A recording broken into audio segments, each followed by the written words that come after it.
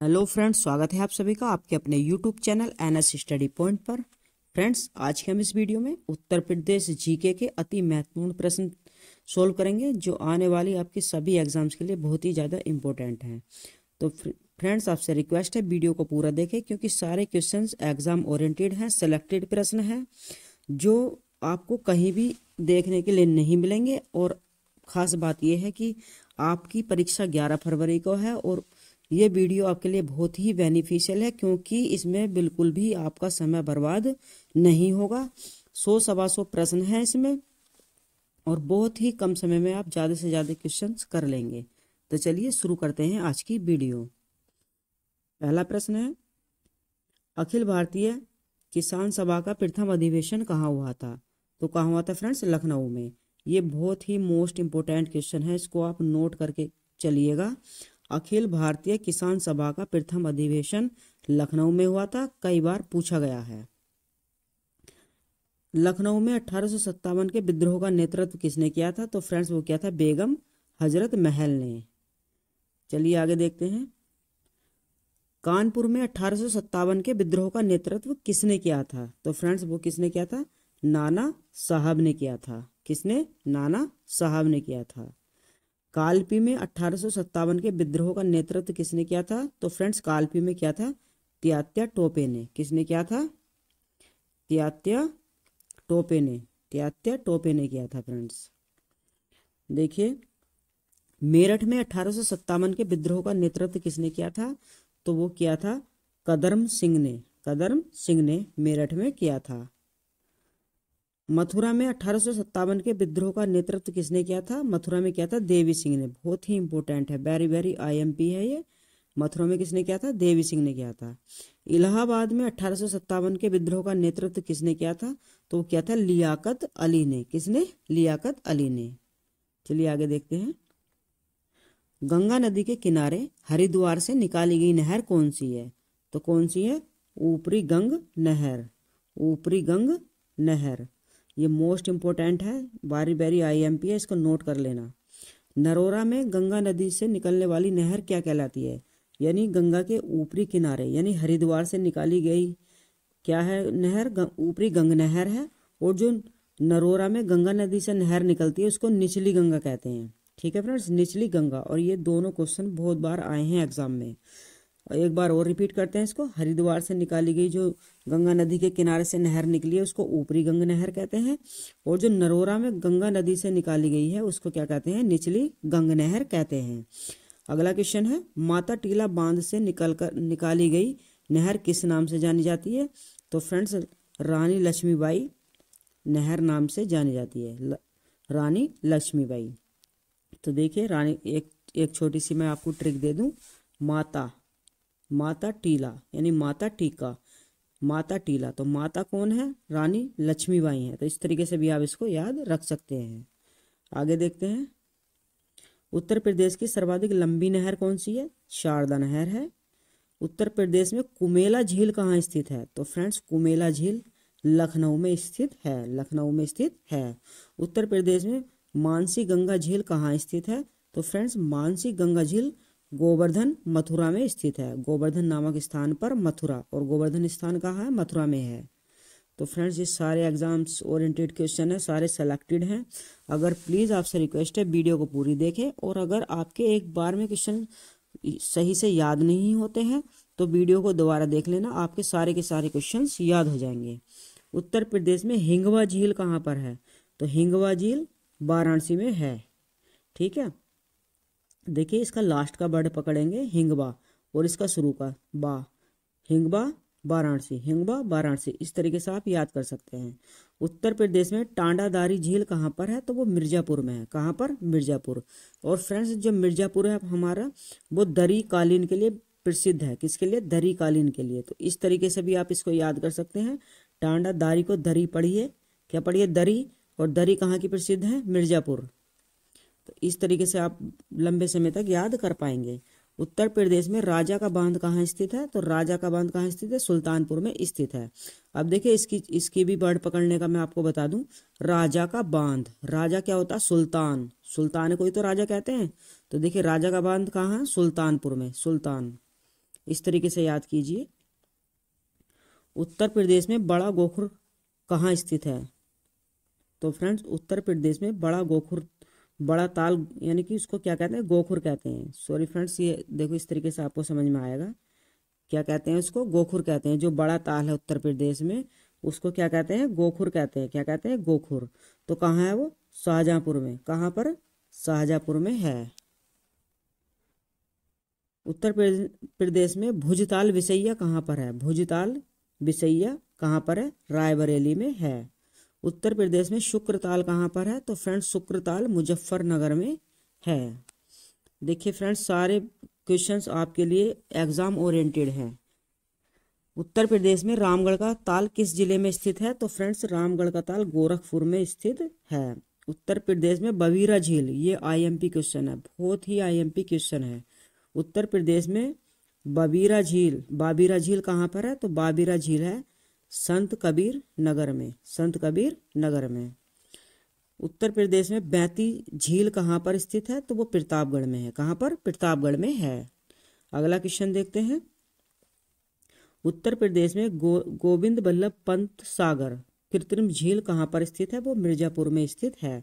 देखिए फ्रेंड्स, आपसे क्वेश्चन में ये भी पूछा जा सकता है कि गोविंद बल्लभ पंत सागर झील कैसी है? तो कैसी है? वो कृत्रिम झील है। आपसे क्वेश्चन में ये भी पूछा जा सकता है कि गोविंद बल्लभ पंत सागर क्या है? सागर झील है, सागर है, नहर है, कुछ भी चार ऑप्शन बनाकर आपको दे दिए जा सकते हैं। तो देखिए इससे आपको ये पता चलता है कि ये झील है।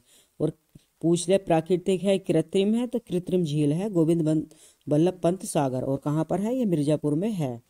माता टीला बांध किस नदी पर स्थित है? तो माता टीला बांध बेतवा नदी पर स्थित है।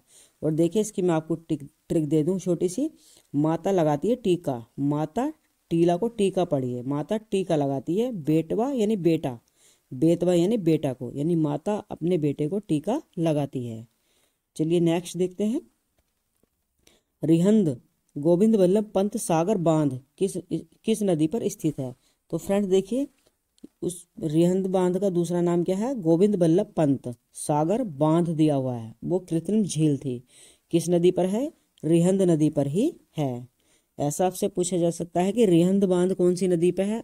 तो रिहंद बांध रिहंद नदी पर ही है। आपसे क्वेश्चन में पूछे गोविंद बल्लभ पंत सागर बांध किस नदी पर है? तो रिहंद नदी पर है। अर्जुन सागर बांध से कौन सा जिला लाभ ले रहा है? तो वो अर्जुन सागर बांध से हमीरपुर जिला लाभ ले रहा है। गंडक परियोजना में कौन कौन से राज्य शामिल हैं? तो गंडक परियोजना में उत्तर प्रदेश और बिहार राज्य शामिल हैं।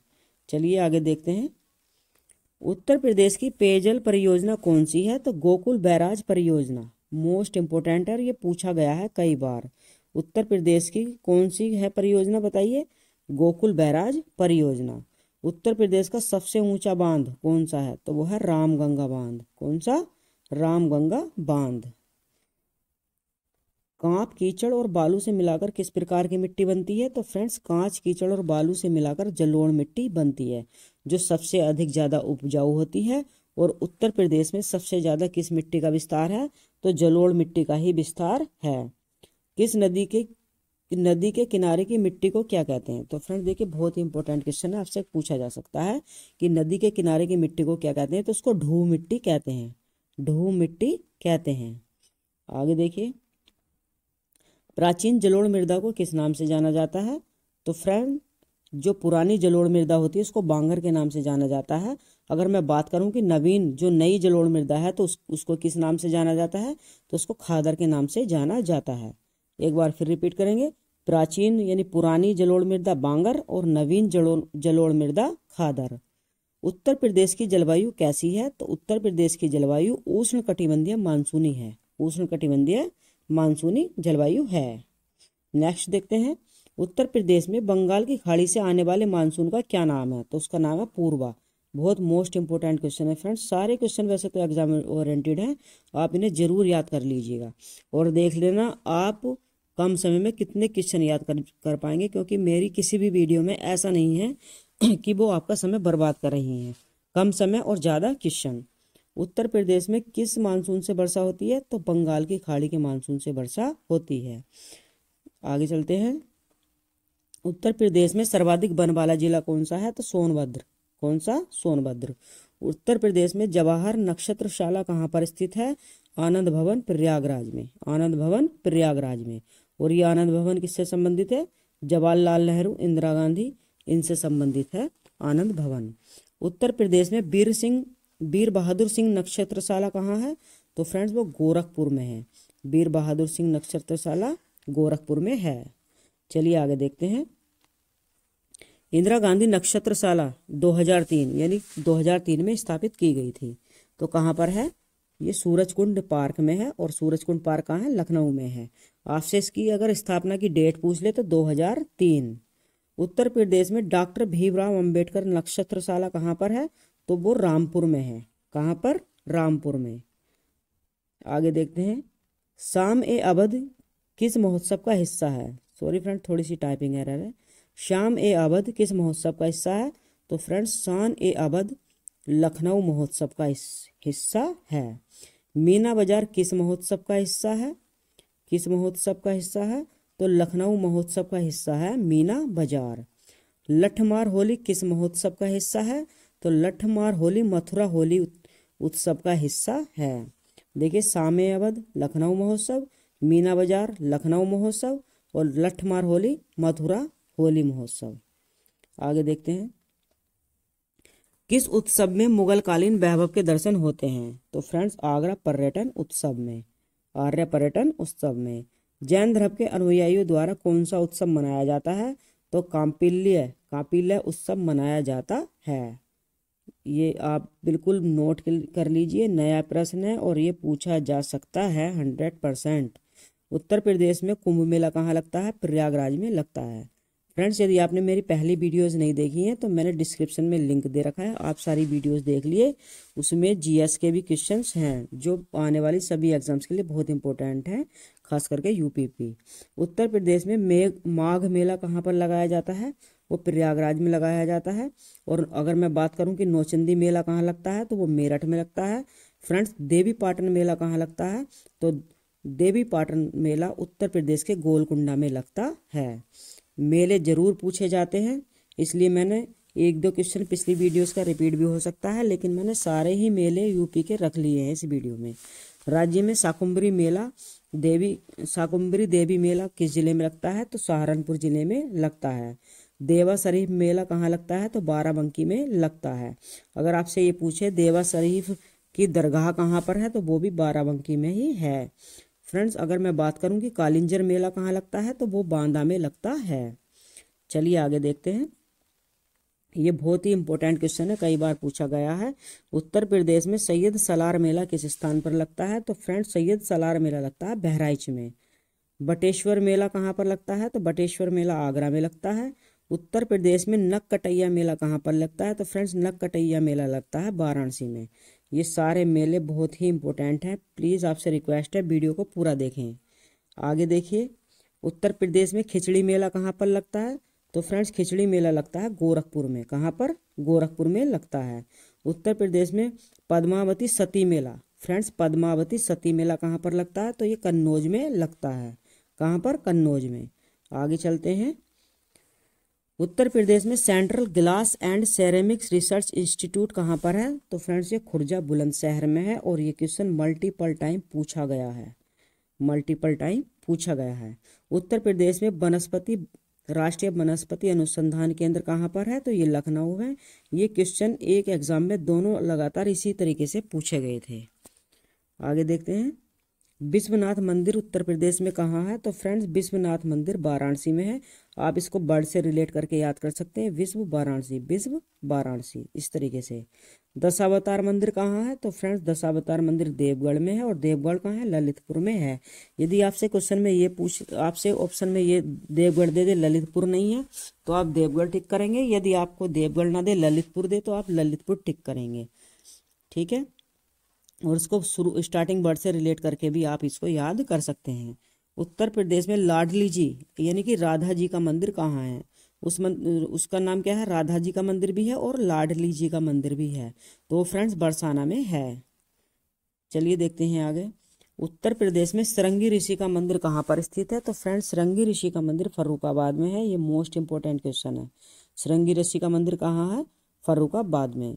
उत्तर प्रदेश में रंगनाथ जी का मंदिर कहाँ है? तो मथुरा में है, और मथुरा में कहाँ पर? वृंदावन में। राज्य में विंध्यवासिनी देवी का मंदिर कहाँ स्थित है? तो फ्रेंड्स वो विंध्याचल में है, और विंध्याचल कहाँ है? मिर्जापुर में है। और देखिए इसमें वर्ड में ही छुपा हुआ है विंध्यवासिनी और विंध्याचल, तो इस तरीके से आप याद कर सकते हैं। अन्नपूर्णा देवी का मंदिर कहाँ है? तो वो वाराणसी में है। अगर मैं बात करूं कि उत्तर प्रदेश में बरहा मंदिर कहाँ पर स्थित है, बरहा, तो वो सोरो कासगंज में स्थित है, सोरो कासगंज में। और ये बहुत ही IMP क्वेश्चन है। चलिए आगे देखते हैं। अवंतिका देवी का मंदिर कहाँ पर स्थित है? तो अवंतिका देवी का मंदिर आहार बुलंदशहर में स्थित है। कानपुर शहर किस नदी के किनारे बसा हुआ है? तो फ्रेंड्स कानपुर शहर गंगा नदी के किनारे बसा हुआ है। अब फ्रेंड्स मैंने 2-4 क्वेश्चन ऐसे रखे हैं जो कौन से शहर किस नदी के किनारे पर हैं।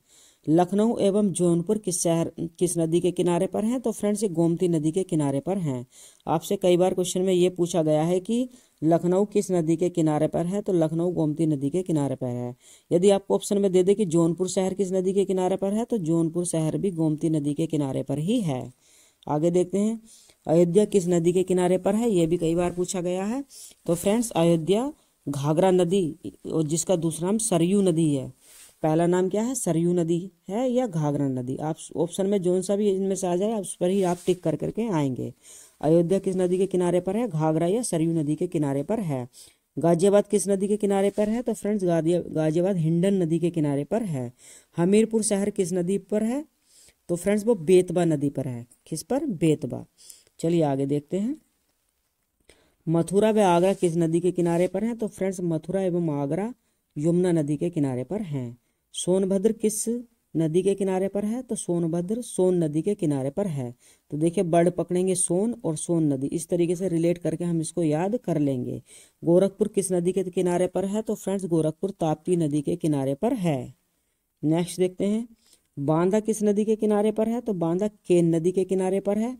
चित्रकूट किस नदी के किनारे पर है? तो फ्रेंड्स चित्रकूट पैसवेनी नदी के किनारे पर है। कौशाम्बी किस नदी के किनारे पर है? तो फ्रेंड्स कौशाम्बी यमुना नदी के किनारे पर है। फ्रेंड्स ये चित्रकूट वाला क्वेश्चन जरूर याद कर लीजिए। चित्रकूट किस नदी के किनारे पर है? तो पैसवेनी नदी के किनारे पर है। आगे चलते हैं फ्रेंड्स। राज्य में शुगर यानी कि उत्तर प्रदेश राज्य में शुगर रिसर्च इंस्टीट्यूट कहाँ पर स्थित है? तो फ्रेंड्स वो कानपुर में स्थित है। उत्तर प्रदेश की सर्वाधिक प्रदूषित नदी कौन सी है? तो फ्रेंड्स वो यमुना नदी है जो सर्वाधिक प्रदूषित है। यमुना नदी उत्तर प्रदेश में कहाँ से एंटर करती है? तो उत्तर प्रदेश में फ्रेंड्स सहारनपुर से एंटर करती है यमुना नदी। कहाँ से एंटर करती है? सहारनपुर से। ये भी पूछा जा सकता है। चलिए आगे देखते हैं। गंगा के मैदानी भाग से निकलने वाली नदी कौन सी है? तो फ्रेंड्स गंगा के मैदानी भाग से रिहंद नदी निकलती है। रामगंगा गंगा नदी में किस स्थान पर मिलती है? देखिए रामगंगा जो है गंगा नदी में कहाँ पर आके मिलती है? कन्नौज में। कहाँ पर मिलती है? कन्नौज। गोमती नदी किस स्थान पर गंगा से मिलती है? तो गोमती नदी गाजीपुर में मिलती है। कहाँ पर मिलती है गोमती नदी? गाजीपुर में गंगा से मिल जाती है। देखिए गोमती गंगा गाजीपुर, तीनों में गा आ रहा है। बहुत आसानी से आप इसको याद कर सकते हैं। गोमती नदी किस स्थान पर मिलती है? गंगा से गाजीपुर में मिलती है। आगे देखते हैं।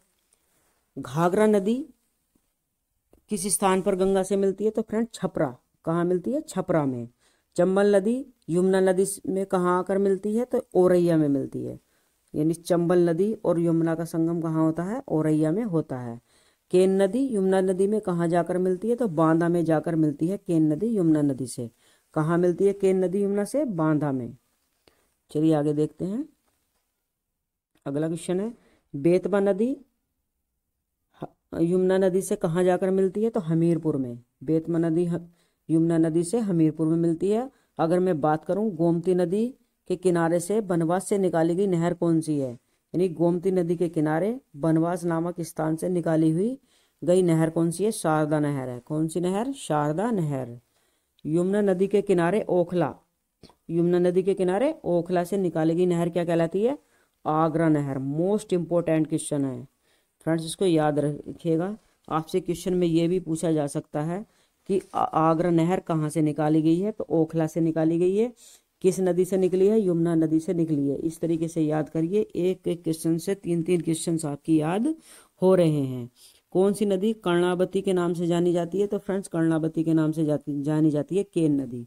दोनों का स्टार्टिंग वर्ड के ही है, तो इस तरीके से आप इसको याद रखेंगे जिंदगी भर।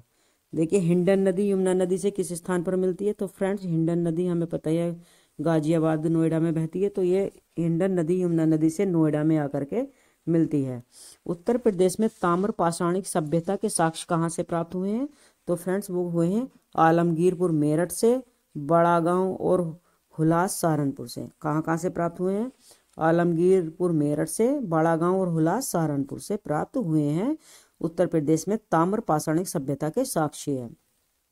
आगे देखिए, गौतम बुद्ध का अधिकांश सन्यासी जीवन उत्तर प्रदेश में व्यतीत होने के कारण उत्तर प्रदेश को क्या कहा जाता है? तो फ्रेंड्स गौतम बुद्ध का अधिकांश सन्यासी जीवन उत्तर प्रदेश में व्यतीत होने को क्या कहते हैं? बौद्ध धर्म का पालना। क्या कहते हैं? बौद्ध धर्म का पालना।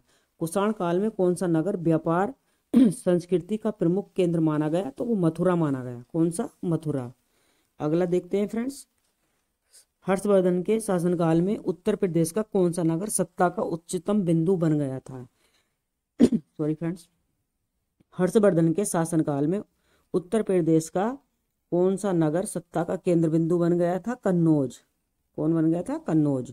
सन 1761 ईस्वी में मुगल कालीन सम्राट शाह आलम ने उत्तर प्रदेश के किस शहर को अपनी राजधानी बनाया? तो प्रयागराज को बनाया था शाह आलम ने सन 1761 में। आपसे क्वेश्चन में ये भी पूछा जा सकता है कि शाह आलम ने कब प्रयागराज को राजधानी बनाया? तो 1761 ईस्वी में बनाया। और ये कौन से सम्राट थे? किस काल के? मुगल काल के सम्राट थे। चलिए आगे देखते हैं, सन 1898 ईस्वी में सेंट्रल हिंदू कॉलेज की स्थापना बनारस में किसने की थी? तो फ्रेंड्स एनी बेसेंट ने की थी। यदि क्वेश्चन में आपसे ये पूछ ले कि सेंट्रल हिंदू कॉलेज की स्थापना कब हुई, तो आप टिक करेंगे 1898। यदि क्वेश्चन में आपसे ये पूछ ले कि सेंट्रल हिंदू कॉलेज की स्थापना कहाँ हुई, तो बनारस में हुई। अगर आपसे क्वेश्चन में पूछ ले किसने की, तो एनी बेसेंट ने की। 1861 में आगरा में राधा स्वामी सत्संग की स्थापना किसने की? तो शिव दयाल साहब ने की थी। यदि क्वेश्चन में पूछ ले कि राधा स्वामी सत्संग की स्थापना कब हुई, तो 1861 में हुई थी। चलिए नेक्स्ट क्वेश्चन देखते हैं फ्रेंड्स। यदि आपका कोई सुझाव है तो प्लीज कमेंट बॉक्स में लिखिएगा, आपका सुझाव मान्य होगा। आपको कोई दिक्कत है, कुछ परेशानी है, तो आप कमेंट बॉक्स में मेंशन कर सकते हैं। अगर कोई भी चीज़ आपकी समझ में नहीं आ रही है तो भी आप कमेंट करिए मुझको। 20 जून 1920 को गांधी जी ने खिलाफत आंदोलन का प्रस्ताव कहाँ से पास किया? तो प्रयागराज से पास किया था। अगर क्वेश्चन में आपसे ये पूछ ले कि गांधी जी ने खिलाफत आंदोलन का प्रस्ताव कब पास किया, तो 20 जून 1920 को। कानपुर में हिंदुस्तान पब्लिक एसोसिएशन की स्थापना कब हुई? 1924 में हुई। 1924 में हुई। अगर क्वेश्चन में आपसे ये पूछ ले कि हिंदुस्तान पब्लिक एसोसिएशन की स्थापना कब हुई, तो 1924 लगाएंगे। अगर क्वेश्चन में पूछ ले कहाँ हुई, तो आप कानपुर लगाएंगे। चलिए नेक्स्ट क्वेश्चन देखते हैं, उत्तर प्रदेश को किन 2 भौगोलिक क्षेत्रों में बांटा जा सकता है? तो फ्रेंड्स उत्तर प्रदेश को दक्षिण की पहाड़ियां एवं पठार एवं गंगा का मैदान। ठीक है फ्रेंड्स, उत्तर प्रदेश को 2 भौगोलिक पहाड़ियों में दो भौगोलिक क्षेत्रों में बांटा जा सकता है, दक्षिण की पहाड़ियां तथा पठार और गंगा का मैदान। आपसे क्वेश्चन में संख्या भी पूछ सकता है कि उत्तर प्रदेश को कितने भौगोलिक क्षेत्रों में बांटा जा सकता है, तो 2 भौगोलिक क्षेत्रों में बांटा जा सकता है। कितने जलवायु क्षेत्रों में बांटा जा सकता है यूपी को, तो वो 9 भौगोलिक क्षेत्रों में बांटा जा सकता है। चंबल नदी कितनी दूर तक उत्तर प्रदेश में बहती है? तो फ्रेंड चंबल नदी 98 किलोमीटर तक उत्तर प्रदेश में बहती है। ये आप नोट कर लीजिएगा कि चंबल नदी कितने दूर तक बहती है यूपी में, तो 98% तक बहती है। फ्रेंड्स जितने भी क्वेश्चन हैं सेलेक्टेड हैं, एग्जाम ओरिएंटेड हैं, आप इनके नोट्स जरूर बना लेना, क्योंकि रिवीजन बहुत ही इंपॉर्टेंट है किसी भी परीक्षा में सफलता के लिए। अगर आपको कहीं कोई दिक्कत आ रही है तो मुझे कमेंट कर सकते हैं। आप कोई भी आपका क्वेश्चन है आप मुझसे पूछ सकते हैं। डिस्क्रिप्शन में लिंक दिया हुआ है, सारी वीडियो देखिए। उससे पहले जो जीएस की पढ़ी हुई है वो भी देख लेना। और अगर किसी को कोई डाउट है तो कमेंट बॉक्स में जरूर कर देना। और हाँ, आपको किस टॉपिक पर वीडियो चाहिए तो वो आप कमेंट बॉक्स में मेंशन कर सकते हैं। तो फ्रेंड चलिए, इससे आगे के क्वेश्चन हम अगली वीडियो में कवर करेंगे। तब तक के लिए जय हिंद, वंदे मातरम।